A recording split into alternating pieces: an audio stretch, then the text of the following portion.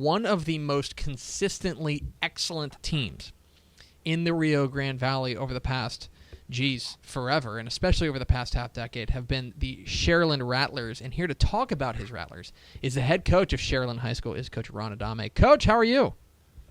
Doing great, Greg. How are things Glad to be on. How are things down in the beautiful Rio Grande Valley? They're going good. We're right in the middle of a spring break right now, but we're already planning on what we're doing when we get back, and we've got our whole off season planned out, and our summer pretty much going into our season. It's you got to have a plan in order to have success. You're a guy who's entering his 6th year as the head coach of the Rattlers. For you, knowing what you know, having been around this program, what are the key things you're trying to instill in your team in the off season? Well, the biggest thing every off season is just finding those individuals that are going to be playing the positions that are open.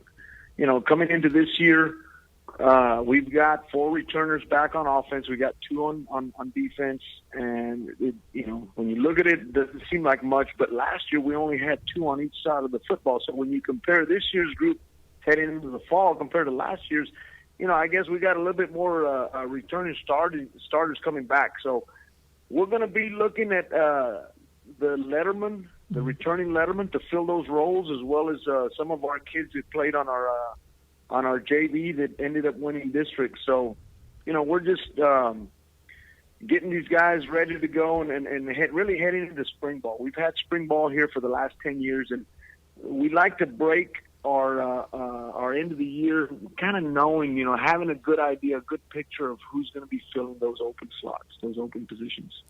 We're talking with Ron Adame, the head coach of the Sharyland Rattlers here on DCTF Live. Get involved with the conversation at #DCTF Live. Coach, you mentioned that you guys don't have a ton of experience as far as starters are concerned. But I also know that this has been kind of the par for the course for you guys. It seems like it's been a while since you guys have brought back this huge group of rising juniors or sophomores who played. It seems like you guys are always a very senior laden team.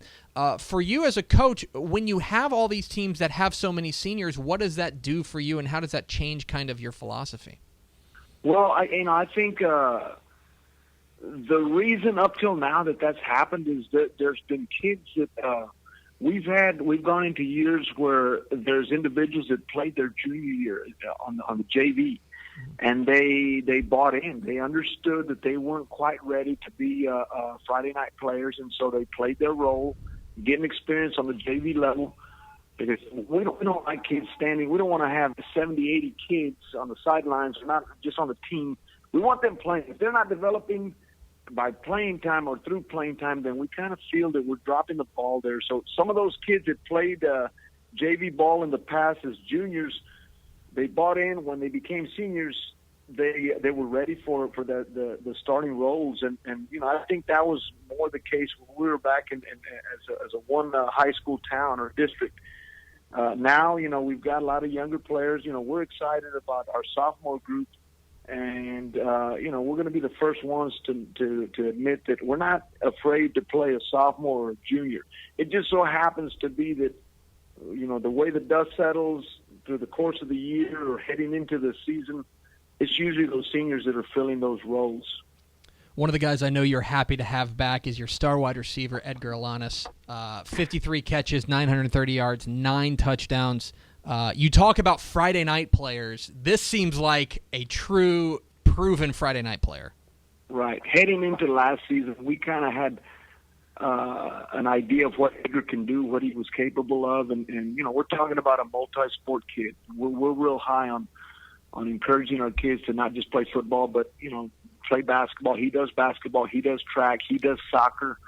So this individual met our expectations last year, and we're excited about what he's going to bring to the table as a returning starter this coming year, and excellent leadership abilities.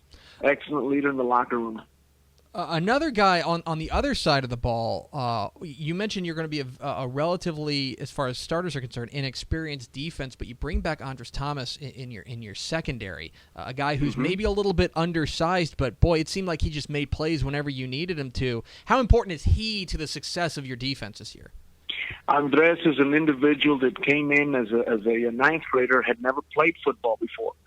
Was wanting to give it a shot, and he's got a soccer background. And to me personally, I think soccer is a perfect foundation sport for football players because it's all about angles, and it's very similar. And so he used his soccer background and picked up on it. The learning curve wasn't too great, and so last year he played bigger than he actually is, and we're looking for his leadership on the defensive side of the ball and the tenacity that he brings along with his background and his experience that he gained in football last year. Realignment has been on the tip of everybody's tongue across the state, and it seems like your realignment a bit of a mixed bag. You're in there with Mission Veterans Memorial, Roma, and of course your neighbor, Sharyland Pioneer. But then you also get the teams from Laredo Nixon, Laredo Martin, and Sigurdoa. For you, when the realignment came out for your squad, what was your initial reaction? Well, I mean, we talked a little bit about that possibility. It was mentioned, but if only for a brief moment. It kind of caught us by surprise. I think if you ask most of the remaining 31-5A members of the old 31-5A, I don't think very many people anticipated that happening. But what it brings is a different challenge in the form of travel. It just ended up that we're having to go to Laredo all three of those games. That's the way the dust settled for us, or that's the hand that we were dealt. But then also just the unfamiliarity with them. We're really not very familiar with their schemes and who they have coming back. But it should present a good challenge, and it should strengthen this district, just like it was last year. And in fact, I think it's going to be a little bit more challenging because of the travel factor. It's been more than 50 years since a team from the Rio Grande Valley has won a state championship, and really there's been a couple teams here and there that have kind of challenged for it. But for me, whenever I think about the Rio Grande Valley, I think about pride in winning the district. I think about the idea of being the best team in the region. Is that something that you think about, that you instill in your players? Well, of course, our ultimate goal is the state championship. And, we tell our kids, don't be afraid to set the bar high. And, otherwise you're setting perimeters around your expectation level and as far as where you can go. So, we talk about the state championship and getting there, not just getting there, but winning it. But, a few years back, we got a call from Harlingen, from Coach Gomez over at Harlingen, and he wanted to scrimmage us. We've been scrimmaging the last 6 years.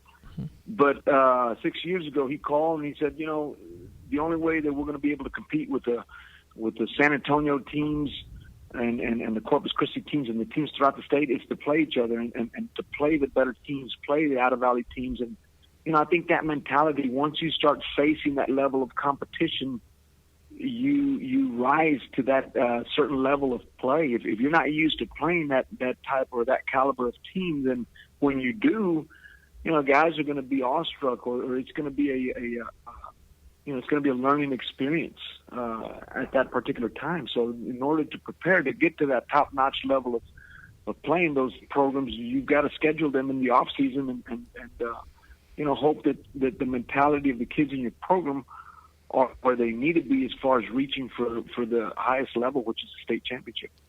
A relative new kid on the block is the team across town, Sharyland Pioneer. Of course, they've played varsity, I believe, the last 2 years.